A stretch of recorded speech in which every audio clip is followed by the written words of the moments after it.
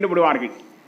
தமிழ்நாட்டில் விவசாயிகளை கொச்சைப்படுத்துகிற விதமாக விளைநிலங்களை விவசாயிகள் கற்பழிக்கிறார்கள் என்கிற ஒரு தவறான வார்த்தையை சொல்லி விவசாயிகள் மீது அவதூறு பிரச்சாரத்தை மேற்கொண்டுவதோடு தொடர்ந்து விவசாயிகள் நிலத்தடி நீரை அபகரிக்கிறார்கள், விவசாயிகள் இலவச மின்சாரம் என்கிற பெயரால் மண்ணை அழிக்கிறார்கள் என்றெல்லாம் விவசாயிகள் மீது பொய் பிரச்சாரம், அவதூறு பிரச்சாரம் நாகரிகமற்ற முறையில் செய்து வருகிற மாரிதாஸ் என்கிற ஒரு சமூக விரோதியை தமிழக அரசு வேடிக்கை பார்க்கக்கூடாது. அவரை நாங்கள் வன்மையாக கண்டிக்கிறோம். அந்த நபர் மீது தமிழக அரசாங்கம் உரிய சட்ட நடவடிக்கைகளை மேற்கொள்ள வேண்டும்.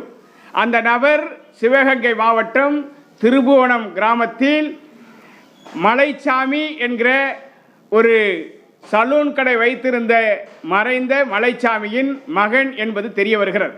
எனவே அவர் குறித்து உரிய விசாரணை செய்து தமிழக அரசு உரிய நடவடிக்கை எடுக்க முன்வர வேண்டும் என்று நாங்கள் வலியுறுத்துகிறோம்.